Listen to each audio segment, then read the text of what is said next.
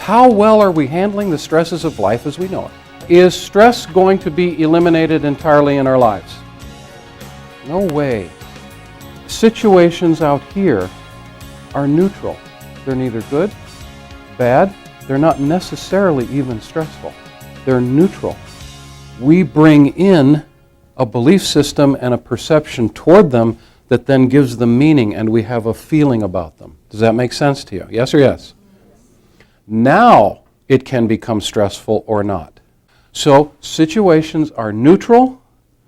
We come into them with our own perceptions, our upbringing, our conditioning, and our belief systems, and we then assign meaning. We color them.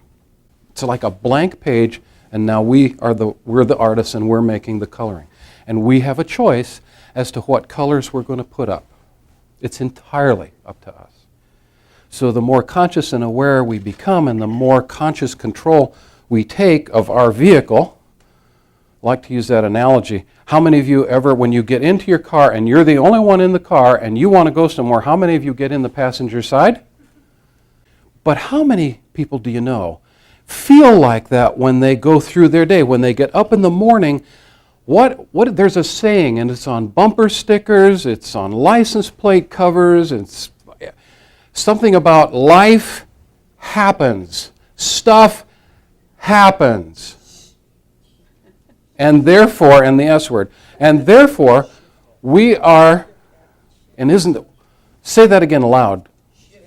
Shift happens. So take this one more step. So if life is happening to you, which seat are you in, driver's or passenger? How many of you want to be the passenger in your life the whole time? Doesn't it feel better to you to live your life in the driver's seat? Grab hold of the steering wheel. You're in charge of the gas and the brake. So we can either careen down the hill totally out of control, which simply means we get up in the morning and we are in a reactionary mode, right? Stuff happens, we react. Somebody says something, we react. We're just not in charge. And that's when you hear the comments about this person at work did that, and my spouse did this, and my kids won't do that. And it's all stuff happening to us. What if everything that goes on is happening for us to learn a lesson? At any particular moment, there's an opportunity to learn a lesson. Can I give you a little quick personal illustration, very recent? I learned a big lesson last night when we were all here. Remember that whole discussion we had? I can't even remember what it was about right now. Oh, I know, a list of things that we wanted and how are you going to get people to do this? And I got all caught up in that frenzy. Really, it was like frenzy. And I moved out of my driver's seat and went into the passenger seat, just careening down this precipice.